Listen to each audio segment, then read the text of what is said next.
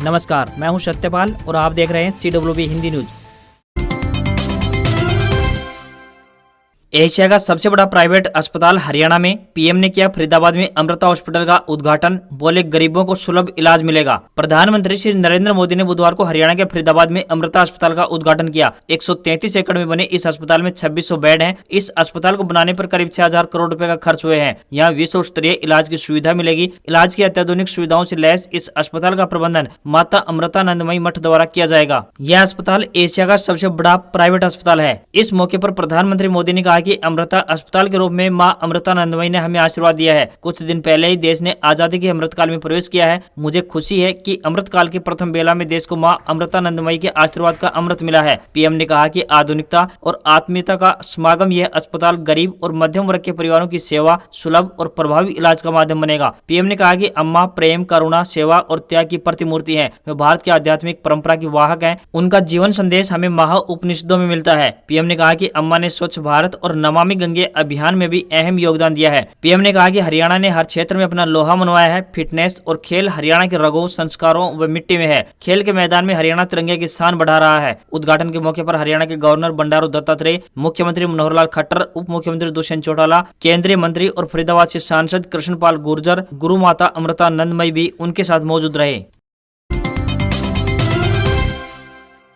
कृषि यंत्र पर सरकार दे रही है 80% तक सब्सिडी। 25 अगस्त तक करें आवेदन। कृषि यंत्रों पर अनुदान के लिए सरकार ने 25 अगस्त अंतिम तिथि निर्धारित की है। इस तिथि तक किसान 9 प्रकार के कृषि यंत्रों पर अनुदान प्राप्त कर सकते हैं। इसके लिए उन्हें विभाग में आवेदन करना होगा। आधिकारिक सूत्रों के अनुसार अब तक हरियाणा में 2000 से ज्यादा किसानों को कृषि यंत्रों का आवंटन किया जा चुका है। इस योजना का लाभ लेने के इच्छुक किसान विभाग की वेबसाइट पर मेरी फसल मेरा ब्यौरा के अंतर्गत अपना रजिस्ट्रेशन करा सकते हैं। यह रजिस्ट्रेशन 25 अगस्त तक ऑनलाइन कराया जा सकता है। विभाग के अनुसार इसमें रजिस्ट्रेशन कराने वाले किसान उत्पादक संगठन को 80% तक तथा व्यक्तिगत श्रेणी में अधिकतम 50% तक अनुदान दिया जा सकेगा, बशर्ते संबंधित किसान ने उस यंत्र पर पिछले 2 साल में अनुदान का लाभ न लिया हो।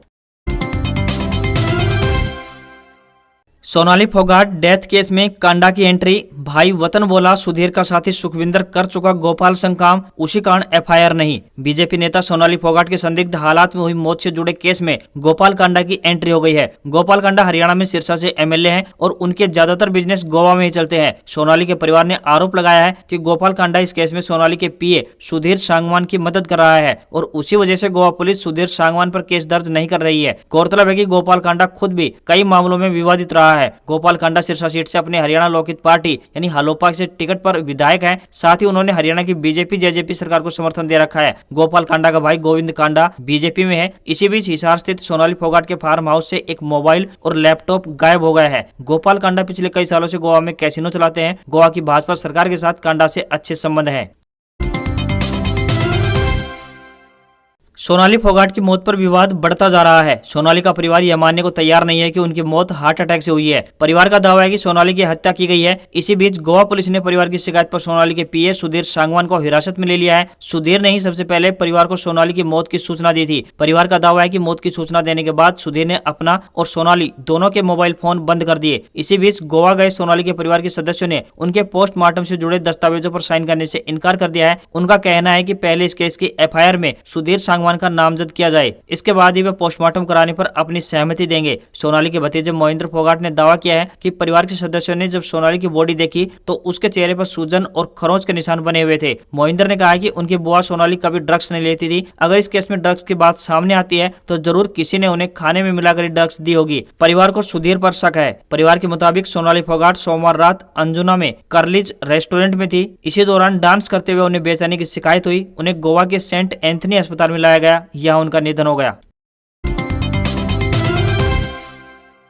हरियाणा की बीजेपी लीडर सोनाली फोगाट की मौत से जुड़े मामले में अब उनका दुष्कर्म होने और ब्लैकमेल किए जाने के आरोप लगाए जा रहे हैं। हरियाणा के फतेहाबाद जिले के भूथन कला गांव में रहने वाले सोनाली के छोटे भाई रिंकू ढाका ने अपनी बहन के पीए सुधीर सांगवान और उसके दोस्त सुखविंदर पर सोनाली के खाने में नशीला पदार्थ देकर उससे दुष्कर्म करने और वीडियो बनाकर ब्लैकमेल करने के आरोप लगाए हैं। साथ ही सोनाली की संपत्ति हड़पने व राजनीतिक षड्यंत्र रचते हुए हत्या करने की भी बात की गई है। इस बारे में रिंकू ने एक लिखित शिकायत गोवा पुलिस को देकर कार्रवाई करने की मांग की है। भूथन कला सोनाली का पैतृक गांव है। सोनाली के माता पिता, दोनों भाई और भाभियां इस गांव में रहती हैं। इस बीच गोवा के मुख्यमंत्री प्रमोद सावंत ने कहा है कि सोनाली फोगाट की मौत से जुड़े केस की गोवा पुलिस गहनता से जांच कर रही है। गोवा के डीजीपी खुद इस केस की मॉनिटरिंग कर रहे हैं। मोहाली में कैंसर हॉस्पिटल का उद्घाटन। पीएम नरेंद्र मोदी बोले, पंजाब और हरियाणा के साथ हिमाचल प्रदेश को भी मिलेगा लाभ। प्रधानमंत्री नरेंद्र मोदी ने मोहाली के मुल्लापुर में होमी भाभा कैंसर हॉस्पिटल एवं रिसर्च सेंटर का उद्घाटन किया। इसके साथ ही पंजाब के सीएम भगवंत मान भी मौजूद रहे। इसके बाद कार्यक्रम में पीएम मोदी ने कहा कि यह हॉस्पिटल देश की बेहतर हो रही स्वास्थ्य सुविधाओं का प्रतिबिंब है। इस सेंटर में पंजाब और हरियाणा के साथ हिमाचल प्रदेश के लोगों को भी लाभ मिलेगा। पीएम ने कैंसर पीड़ितों को कहा कि मैं आपकी पीड़ा समझ सकता हूँ। कैंसर का इलाज संभव है, इससे डरने की नहीं, लड़ने की आवश्यकता है। इसी साल 5 जनवरी को फिरोजपुर में हुई सुरक्षा चूक के बाद पीएम नरेंद्र मोदी का पहला पंजाब दौरा था, जिसके लिए पंजाब पुलिस ने कड़े सुरक्षा बंदोबस्त किए थे। पीएम नरेंद्र मोदी ने कहा कि पंजाब स्वतंत्रता सेनानियों, क्रांतिवीरों और राष्ट्रभक्ति से ओतप्रोत परंपरा की धरती रही है। पंजाब ने हर घर तिरंगा अभियान के दौरान भी इसे कायम रखा। उन्होंने पंजाब के युवाओं के जज्बे की तारीफ की। सीएम भगवंत मान ने 5 जनवरी को हुई सुरक्षा चूक का मुद्दा उठाते हुए कहा कि यह दुख की बात है कि पीएम को वापस लौटना पड़ा। नरेंद्र मोदी देश के प्रधानमंत्री हैं, हमारा फर्ज है कि पूरा बंदोबस्त करें। पंजाब हमेशा मेहमानबाजी के लिए जाना जाता है। कांग्रेस पार्टी का यूट्यूब चैनल डिलीट हुआ। पार्टी बोले, तकनीकी खराबी के साथ साजिश की भी जांच हो। कांग्रेस पार्टी का यूट्यूब चैनल डिलीट हो गया है। पार्टी ने खुद इसकी जानकारी सोशल मीडिया पर दी है। कांग्रेस की तरफ से कहा गया है कि हमारा YouTube channel Indian national Congress delete हो गया, हम इसे रिस्टोर करने की कोशिश कर रहे हैं। यूट्यूब गूगल की टीम से बातचीत जारी है, जाँच की जा रही है कि यह कैसे हुआ। बताया जा रहा है कि पार्टी ने अपने चैनल को फिर से रिस्टोर करने की मांग की है। इसके लिए कांग्रेस ने यूट्यूब और गूगल दोनों से संपर्क साधा है।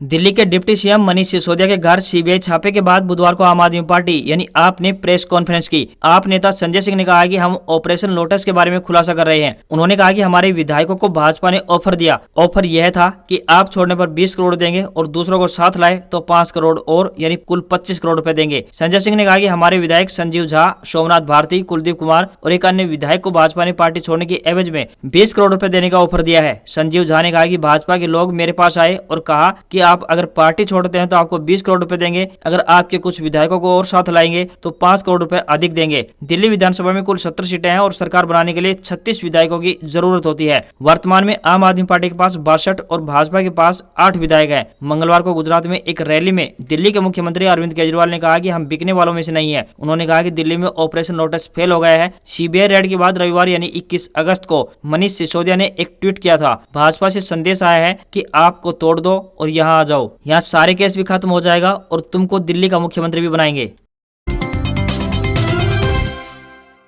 शिंजो आबे का राजकीय सम्मान से अंतिम संस्कार 27 सितंबर को मोदी ओबामा शामिल हो सकते हैं। जापान के विपक्ष को कार्यक्रम पर ऐतराज। जापान के पूर्व प्रधानमंत्री शिंजो आबे का राजकीय सम्मान से अंतिम संस्कार 27 सितंबर को होगा। पारिवारिक तौर पर शिंजो का अंतिम संस्कार 15 जुलाई को हो चुका है, लिहाजा यह अंतिम संस्कार प्रतीकात्मक तौर पर होगा। इसकी वजह है कि निजी समारोह में राष्ट्राध्यक्ष शामिल नहीं हो पाए थे। 27 सितंबर को होने वाले अंतिम संस्कार में पीएम मोदी और अमेरिका के पूर्व राष्ट्रपति बराक ओबामा समेत कई बड़ी हस्तियां और राष्ट्राध्यक्ष शामिल हो सकते हैं। आबे की हत्या 8 जुलाई को हुई थी। आबे तब एक चुनावी रैली में स्पीच दे रहे थे। उन्हें पीछे से गोली मारी गई थी। अस्पताल ले जाते वक्त रास्ते में उनकी मौत हो गई थी। 27 सितंबर को अंतिम विदाई का कार्यक्रम टोक्यो के किटानोमारू नेशनल गार्डन में होगा। इसमें आबे की अस्थियों का कलश और फोटो रखी जाएगी। यह आबे की प्रतीकात्मक अंतिम विदाई होगी। एक बात और, 27 सितंबर को आबे का राजकीय अंतिम संस्कार सेकंड वर्ल्ड वार के बाद किसी पूर्व प्रधानमंत्री का दूसरा राजकीय अंतिम संस्कार होगा। पहला राजकीय अंतिम संस्कार साल 1967 में शिगेरू योशिदा का हुआ था। योशिदा भी जापान के प्रधानमंत्री थे। अमूमन जापान में रॉयल फैमिली और प्रधानमंत्रियों का अंतिम संस्कार राजकीय सम्मान या फिर सरकारी खर्च पर नहीं किया जाता है। ये परंपरा है। सभी फ्यूनरल फंक्शन प्राइवेटली ऑर्गेनाइज किए जाते हैं। आबे का राजकीय अंतिम संस्कार सरकार कर रही है। यही वजह है कि इसका विरोध हो रहा है। विपक्ष और आम जनता को लगता है कि सरकार के खर्च पर आबे का अंतिम संस्कार पैसे की बर्बादी होगी। शिंजो आखिरी बार जब भारत आए थे तो प्रधानमंत्री मोदी ने उन्हें अहमदाबाद एयरपोर्ट पर रिसीव किया था। दोनों नेता काफी देर तक गले मिले थे।